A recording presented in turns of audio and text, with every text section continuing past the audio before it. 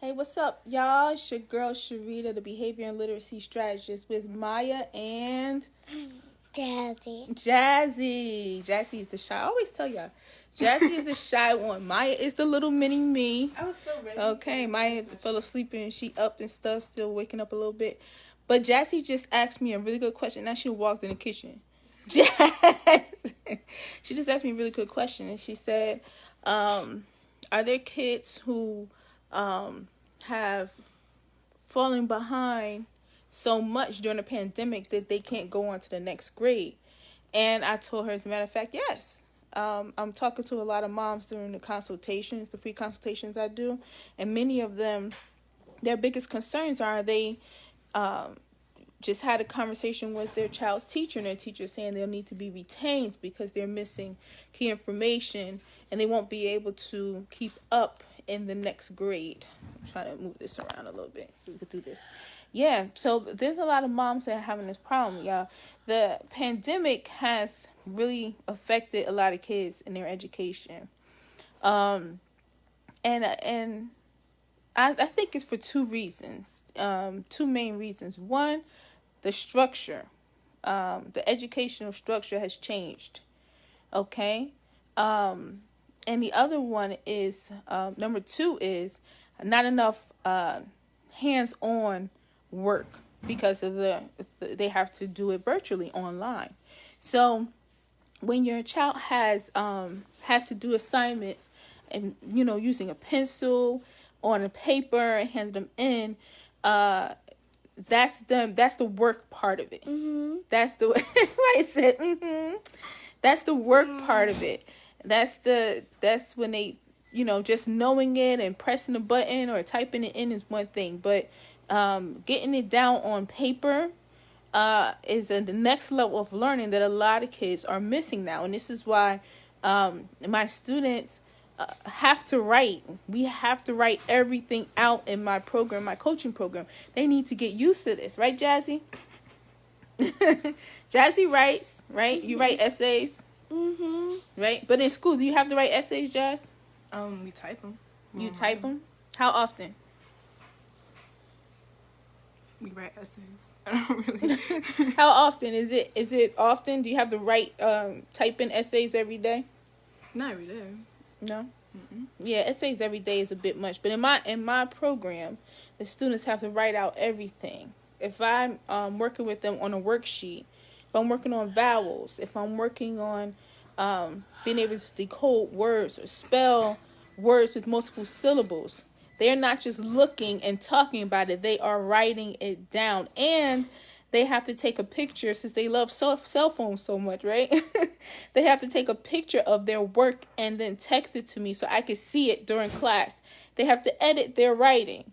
They have a lot of writing that they need. And that's the effort that is needed, that a lot of kids are lacking because they're doing a lot of it online, okay? And the other thing is with the structure. The structure has changed.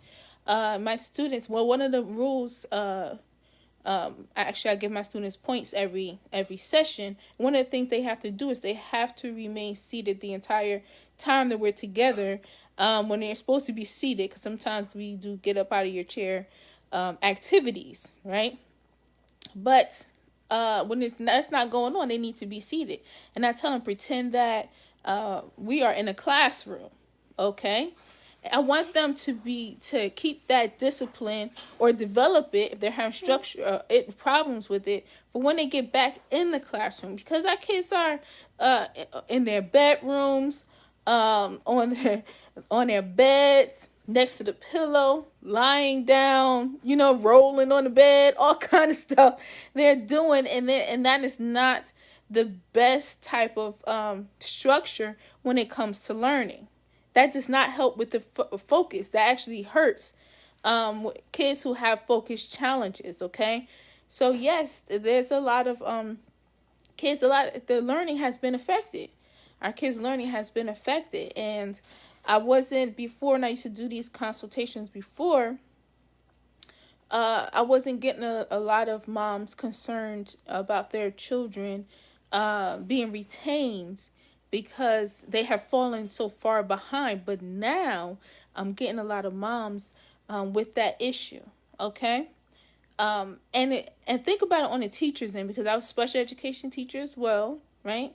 On the teachers end, how difficult it must be to teach kids from home. Okay. They're at home. Is sometimes, in the classroom it's hard to get them to focus and do what they need to do in the classroom if it's in person. But imagine how much more difficult it is for teachers teaching our children when it's through their laptop or their iPhone, right? Or their iPad. Yeah, iPad, right? Imagine how much more difficult it is. We need to fill in the gaps. We need to provide that structure. We need to give our kids what they've been missing academically over this time, because they haven't been on it. You know what I mean? Our kids have to be on it. They have to be learning. They have to be growing. They have to be stimulated. They have to be writing. And especially if your child is reading below grade level, they need to see it. They need to say it. They need to practice it. They need to write it. You know what I mean? They need to do all those things. And all those things together, it's like your brain is working in so many different ways. You will learn faster. The kids will learn faster and be able to read on grade level faster. But now, things are a little bit too easy. Okay? I've seen feet when I was teaching. I'm like, I can see your toes, right? Where your feet supposed to be, Because they're home chilling. Now, here's the question. What's going to happen when they go back to school? I was just talking to one of my students who was having a hard time with going back to school from spring break. He was, I don't want to go back to school and, I can't, I want to stay home. I don't want the break to be over. Now, this is how kids feel every time it's time to come back from spring break, come back from winter break. Right? Even come back from the weekend. Teachers experience that in the classroom. The kids be coming in slow. They're not ready to really get to work. They still want to be on vacation. They still want to be on the weekend. We understand that a little bit with the, how they say case of the Mondays, right? But what is this case of the pandemic? This is going to be serious, y'all. This is going to be serious. So if your child is not already in school, and adjusting, and and the teacher is already telling you things, your child is not focused, they're having a hard time. I'm hearing that a lot too. It's coming. It's definitely coming. Okay, so that's why it's important for us to make sure that our kids, that we fill in these gaps. Now, if your child is, if you had that conversation with your teacher, that your child may need to be retained, okay, because of they have fallen so far behind. Their grades have slipped so much. They're unfocused. Understand that this is temporary. I always tell y'all, that is temporary. That's where your child is right now. And ask yourself, where do you want your child to be? And the thing you need to do is you need to figure out how to fill in that gap. What are they missing? How they end up in this situation in the first place? What are they not equipped with to go on to the next grade? The other thing you need to do. Hello, Miss Iona. Thank you for joining. Jazzy asked a really good question. She asked me if kids were having a hard time or weren't able to go on to the next grade because of the pandemic. Okay?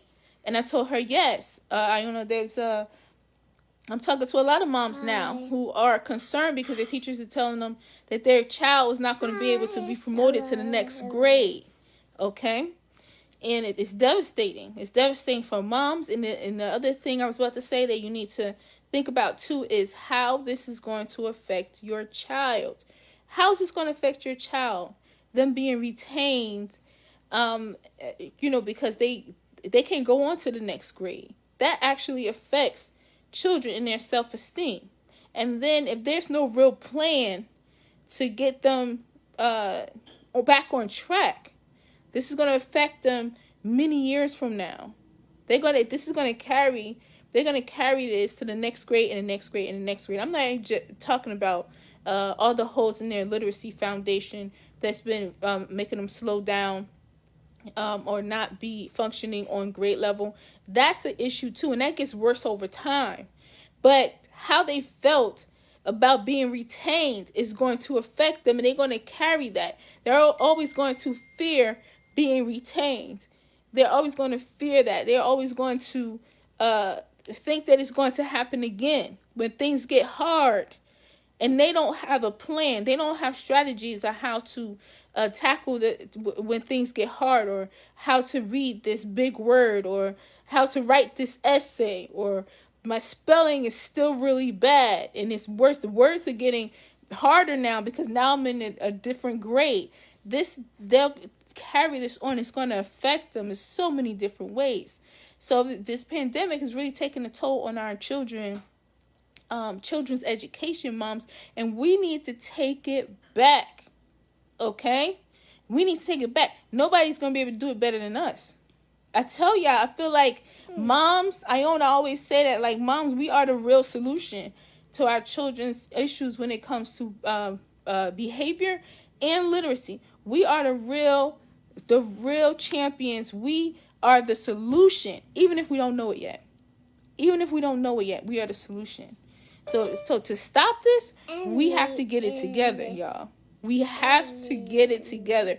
We have to replace and get our kids caught up. If they're being retained, we need to figure out how to reverse it. Get them back everything that they lost. Okay? If they have already been retained, same thing. If you can prevent it, do so. You know what I mean? And I don't mean just talking about it. I mean, make sure your child is equipped. Work from now and work during the summer so that your child, and it has to be customized. It has to be specific. Okay, it can't just be random things and being frustrated because you feel like it's not working. I mean, specific and customized. What specifically does your child need? And be able to equip them with that. That needs to be done immediately, y'all.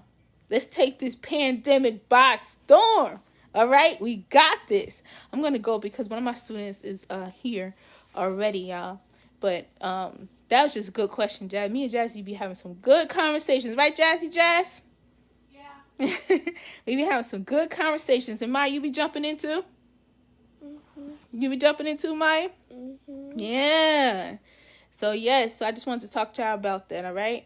So, I'm going to go now, but thank y'all so much for joining. Thank you, Iona, for joining and watching, all right? For more information on my 12 Steps to Behavior and Literacy Success tutoring and coaching program, go to growthinstitute.mykajabi.com. That's GROWTH Institute.mykajabi.com. Or send me a direct message. I love to chat with you, right? Yeah. Yeah. Okay. All right. Love y'all. Believe in yourself. Believe in your child. And always remember that growth is unlimited. Peace.